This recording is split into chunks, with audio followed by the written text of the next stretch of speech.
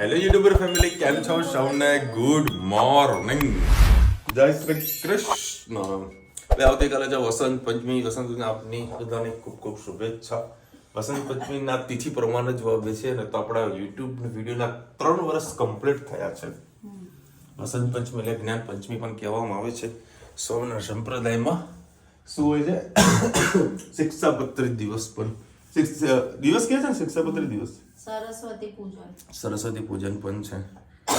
સુભાષચંદ્ર બોઝ જયંતિ. હા. કેટલું એક જ દિવસમાં બધું આવી જાય છે, પણ રજા નથી આવતી.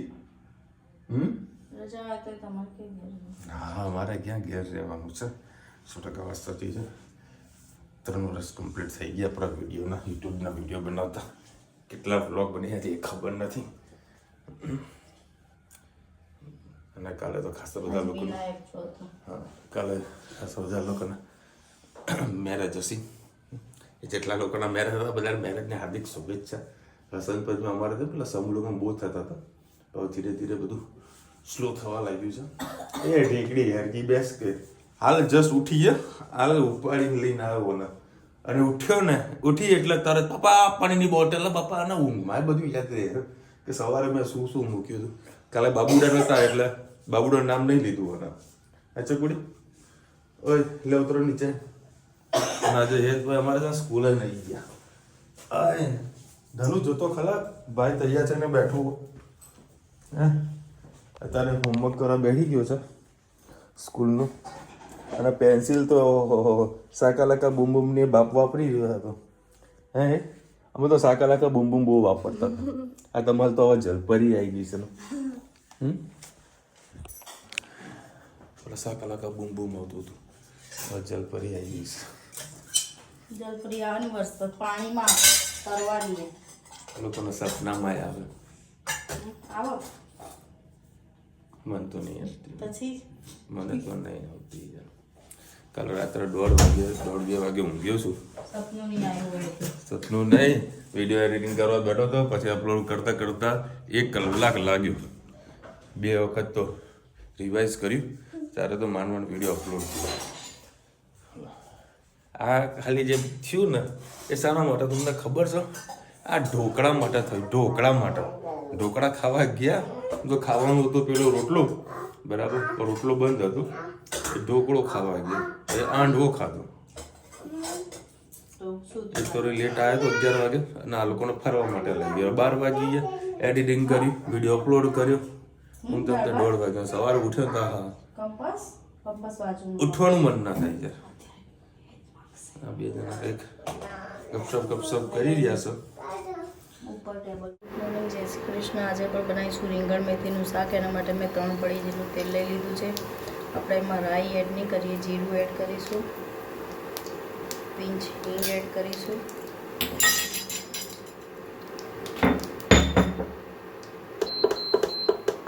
અને સાથે સાથે લસણ અને મરચું એડ કરી લઈએ. રીંગણ એડ કરીએ એટલે વધારે આપણે બની આવે. બેથી જે લાંબા રીંગણ આવે છે એ મેં લીધા છે. આ રીંગણથી જ શાક સારું થાય છે. મેથી સાથે એનો ટેસ્ટ ખૂબ જ સારો આવતો હોય છે.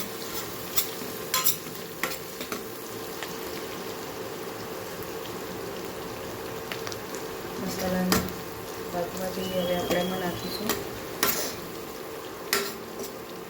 રીંગણ. થોડા ફ્રાય જેવા થવા દઈશું, પછી મેથી એડ કરીશું અને મસાલો કરીશું. અને આ શાકમાં પડ્યાથી લસણ આપણે ટેસ્ટ ખૂબ જ સરસ આવશે.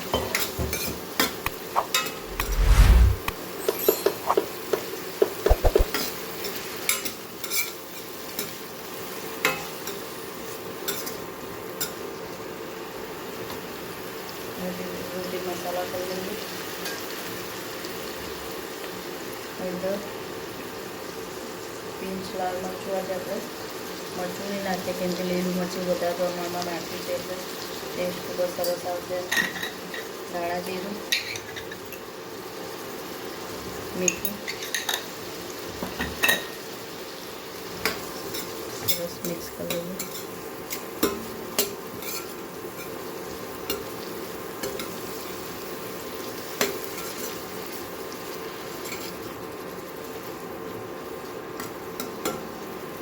બસ હવે એમાં આપણે મેથી લઈ લીધી છે ધોઈને એ એડ કરી લઈએ.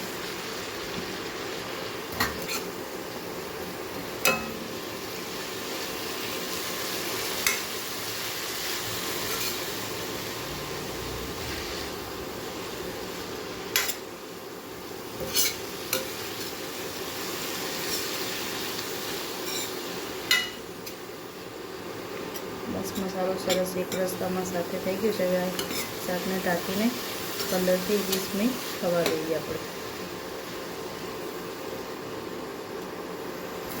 બસ તમે જોઈ શકો સરસ મજાનું આપણું રીંગણ મેથીનું શાક થઈ જાય. આપણે એમાં જોઈને ઉપરથી દાણા એડ કરી લઈશું. આપણું રીંગણ મેથીનું શાક થઈ જાય. આવજો. જય શ્રી કૃષ્ણ. ભાઈ અત્યારે વરસાદ કયા સિઝનનો ચાલુ થયો ખબર નહીં. અચાનકથી જ હા શું ના આવવા જવું? બીમાર પડવું છે? બીમાર પડવું છે? શિયાળામાં વરસાદ 12 માસ વરસાદ. એમ તો ઉનાળો આવવાનું હતું, સીધું ચોમાસું સ્ટાર્ટ થઈ ગયું. એવું થઈ ગયું? પહેલાથી સ્ટાર્ટ થઈ ગયું. નહીં લો બધા શું ના આવવા જવું પણ શું સાયકલ અંદર મૂકી દો. પલળી ગઈ. જો વરસાદ જો કેટલા મોટા મોટા છાંટા પડ્યા. બિન બોલાય મહેમાન આ ગયા. અત્યારે હવે સિઝનમાં કોને શું આવ્યું હશે અને કેટલું નુકસાન થયું હશે આટલા વરસાદમાં. એ રાઈડો ને બધો એ થઈ ગયો હશે. જો પેલી જો જેની જો અમે જમવા બેઠા હતા, અમને વળી અચાનકથી ટીપા પડે તો મને એમ કે ધનવીબેને નળ ચાલુ રાખ્યો હશે. આ તો બહાર અચાનકથી જોઈ જ ખબર પડી વરસાદ ચાલુ થઈ ગયો. એ જ ભાઈ કપડાં બપડા લઈ આવ્યા ઉપર જઈને બહાર સુકાતા હતા એ એકાદ બે હે ને. શું નાવા જવું છે? ના જવાય બેટા, બીમાર પડાય. ના જવાય. હું ઝરમર છે એટલે બહુ નહીં આવે. બની અચાનકથી હવે વરસાદ ચાલુ થઈ ગયો. પેલી પિન લઈ લેજા. જો નીચે સામે રહી એકથી આગળ. નાવા ના જતા. હા બેટા બીમાર પડા કર. એ પડી પડી પડી પડી. હા પિન નહીં લેવી ચાલશે. આવતી રહે.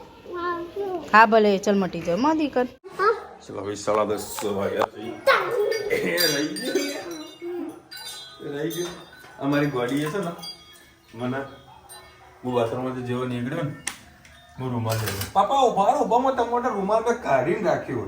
મારા રૂમાલ કાઢ્યો. તું જો તે કદી આવ્યો મને રૂમાલ? મને હાલ્યો રૂમાલ. ચલો હવે અત્યારે વડે બની ગયો તો આપણો સેવ ટામેટા. બસ બેટા નીચે ઉતરી જતો. નીચે ઉતાર.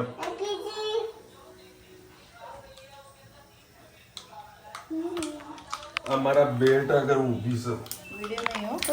હા ચાલ બેટા આગળ નીચે હું આવ્યો.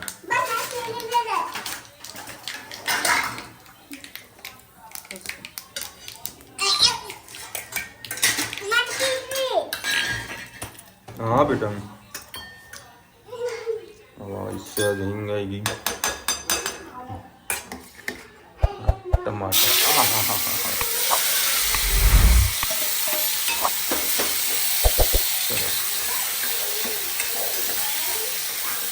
मस्त एकदम सॉफ्ट खावा दीजिए.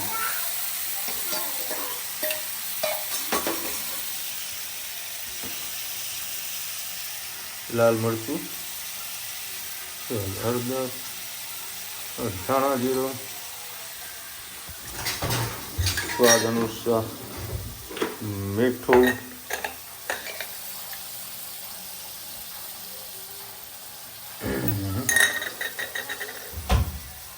હલાવું કે નહીં? ના હું નહીં હલાવવાનો. તો ખાલી જસ્ટ મેં પૂછ્યું એમ. આ તો જો જોયા કરે મને.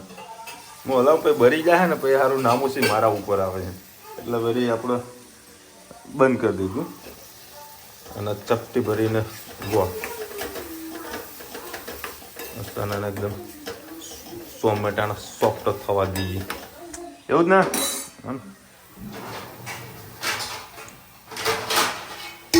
મસ્ત ચરી જશે થોડીક વાર. ત્યાં સુધી આપણે ખાઈએ મંચુરિયન. આ હા હા હા રચિતાની ઈચ્છા હતી ચાલો બેટા મંચુરિયન લાવો. હે ધનુ ચલો તેના પર બેસીને ખા. લે ધનુ આના પર મુકાય દીકરા. હા હા હા હા મારી ધનવી તો ખીચડી ખાશે. મંચુરિયન કોણ ખાશે પછી?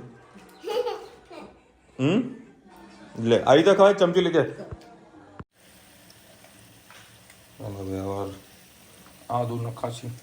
સોરી લસણ લસણ લસણ લસણ પછી આદુ આદુ કરતી ને એટલે હું આમ કહીશ. હું તો લસણની ચટણી નાખતી હશે.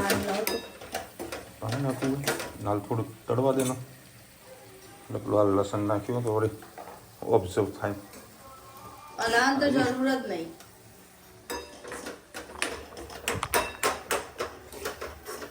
કોઈ બગાડ ઓલા ખાલી મિક્સ કરવામાં તકલીફ પડી જાય.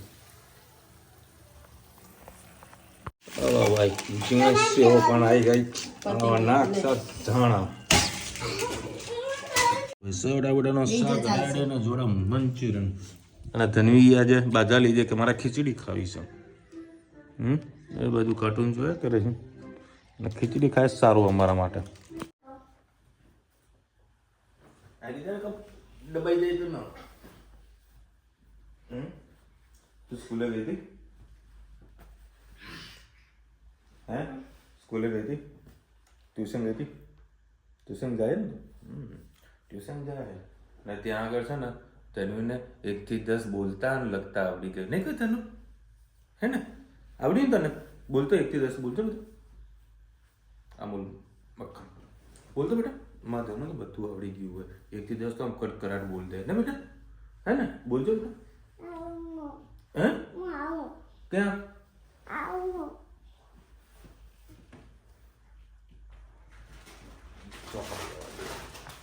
ચોપડામાંથી બતાવશો. હેતલબેન લખી રહ્યા છે રાજકોટમાં પણ સદભાવના વૃદ્ધાશ્રમમાં પણ આવી રીતે જમાડે છે. ત્યાં અમે કેટલી વાર જઈએ છીએ. સરસ કહેવાય બેન. એને હું તો કહું ને વર્ષમાં આવું એકાદો કોઈ તો કહું ને 1000 ઘરોમાંથી એકાદ વ્યક્તિ પણ આવું જો કામ કરે ને તો ખાસું પુણ્ય મળે. 365 દિવસ પેક ટુ પેક જાય. અને ઘણા બધા હવે લોકો કરે છે. ટ્રેન્ડ થઈ ગયો છે કે જન્મદિવસ દિવસે લોકો જમાડતા હોય છે. શું લખ્યું? બોલતો ખરી?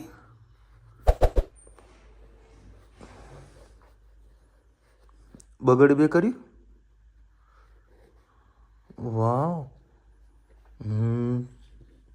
બોલાવો તો મારા હેતને નતું આવડતું. 3 કરજે. 3 કેવી રીતે લખવાના? 3 લખવાની બેટા? 3 કેવી રીતે લખવાના આવડે તને? લખતો 3.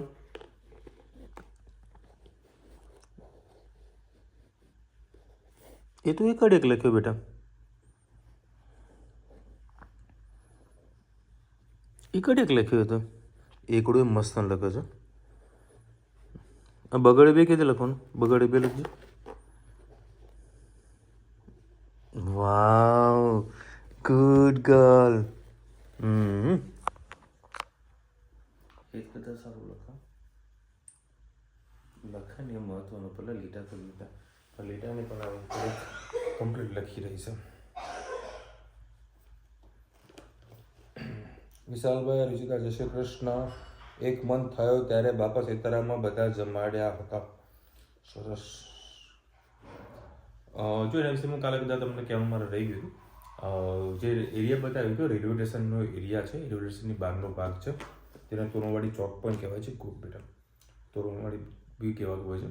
તો ત્યાં આગળ છે ને સાંજના સમયે એવરી ડે બાપા સીતારામ બધા ભેગા થઈને જમવાનું બનાવતા હોય છે.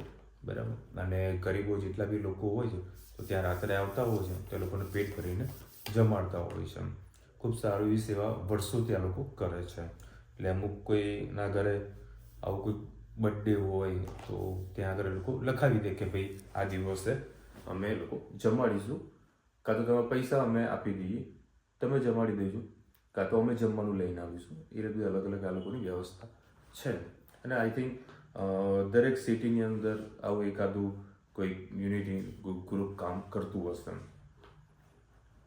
અલકાબેન લખી રહ્યા છે, વિશાલભાઈ તમે ટ્રાફિક હોય ત્યારે કોમેન્ટ રીડ કરી લેવાની, ટાઈમ સેવ થઈ જશે. બે પોસિબલ નથી થતું, કારણ કે હું જો અમદાવાદથી નીકળું એટલે મારા બધા કન્ટિન્યુ ફોન ચાલુ થઈ જતા હોય છે, બધાના ફોલોઅપ લેવાના હોય છે, એટલે એ વસ્તુ નથી કરી શકતો હું. અમે ઇન્ડિયા લાગે ધંધો વધતો હોય ત્યાં ધંધો રખાય, બાકી કૂચે મરવાનું ભાડું વધુ ચૂકવવાનું, માણસોનો ખર્ચ તેમાં જોખમી કંટાળાજનક અપડાઉન ન કરાય. આપણી પ્રોડક્ટમાં જો દરવાળી હોય તો ગમે તે નાની જગ્યાથી પણ વેપાર કરી શકાય. લોકો વેચાણ કરે જ છે. સુરત અમદાવાદ કરતાં સારું અને સસ્તું છે. તમારી વાત 100% સાચી છે. હું અત્યાર સુધી ધંધો મહેસાણામાં જ કરતો હતો, બરાબર. પરંતુ અમુક જે બહારના કસ્ટમર હોય તો બધા મહેસાણામાં ના આવે, બરાબર. અને એની જે ટ્રાન્સપોર્ટની ફેસિલિટી બધું ખરું ને એ મહેસાણામાં નથી, બરાબર. આમ તો પોસિબલ થઈ શકે કે ઓલ ઇન્ડિયા એવી મહેસાણા જેવું કોઈને કોઈ માલ નીકળી જાય, પણ એ કોસ્ટ બહુ વધારે પડતી હોય, બરાબર. અને બાકી બધું જે પ્રોડક્શન છે ને એ મારું અમદાવાદમાં જ થતું હોય છે. For example card button, press packing છે, એમ્બ્રોઇડરી છે, વોશિંગ છે, આ બધી જે એક ફેબ્રિકની પાછળ ફેબ્રિકથી લઈને શર્ટ બનાવવાની જે પાછળની જે પ્રોસેસ છે ને એ બધું અમદાવાદમાં જ પોસિબલ છે. એના કારણે આપણે અમદાવાદમાં બેઠા. અને અમદાવાદ એક મેન બજાર છે, મેન માર્કેટ છે, એટલે મોટાભાગના લોકો પરચેસ કરવા માટે અમદાવાદ આવતા હોય, કોઈ મોટાભાગ સેન્ટરોમાં જતા હોય છે. તમે કીધું કે સુરત પણ છે, બરાબર. પણ સુરતની અંદર એ લોકો ત્યાંના છે, સુરતમાં મારા ઘણા બધા વેપારીઓ છે, ત્યાં સુરતમાં સારો એવો ધંધો કરે છે અને સારું નામચીન બની ગયા છે. સારી એવી મહેનત એ લોકો પણ કરે છે. આપણને અમદાવાદ નજીક પડે છે એટલે આપણે અમદાવાદ કામ કરીએ છીએ. ભગવાન ધીરે ધીરે બધું સેટલમેન્ટ થશે. મહેનત કરી રહ્યા છે, સમયને સાથ આપીએ છીએ અને નસીબને સાથ આપીએ છીએ. જોઈએ શું થાય છે. બાકી મહેનત તો મારા નસીબમાં લખેલું જ છે કે હે વિશાલ, તમારે સવારે વહેલા ઉઠીને તારે મહેનત જ કરવાની છે, નસીબના ભરોસો ના બેસે. એટલે આપણે નસીબના ભરોસે નહીં બેસતા, આપણે આ રીતે મહેનત કરવાનો અને એનું રિઝલ્ટ થોડું મળે છે, બરાબર. કામ માટે નીકળી જાય, કાંઈક કામ થઈ જાય છે, કાં તો કંઈક શીખવા મળી જાય છે. આ 2 વર્ષમાં ઘણું બધું સારું એવું ગ્રોથ થયું, ઘણું બધું શીખવા મળ્યું, ઘણા બધા ન મળવા જેવા વ્યક્તિઓ પણ મળી ગયા, જેમ આપણે પ્રાર્થના જ ના કરીએ કે આવા વ્યક્તિઓ આપણને કોઈ મળે, બરાબર. મળે તો ધંધો લઈને બેઠા કોઈ પ્રોબ્લેમ આયા કરે, સોલ્ટ આઉટ કરતું રહેવાનું. ચલો મળીશું નવા વિડીયો સાથે, નવા મજ મસીને સાથે. ત્યાં સુધી તમને આપણો જય હિન્દ, ભારત પતંગ. અને વિડીયો ગમે તો ફટાફટ લાઈક કરો, શેર કરો, સબસ્ક્રાઈબ કરવાનું ભૂલતા નહીં. રાધે રાધે.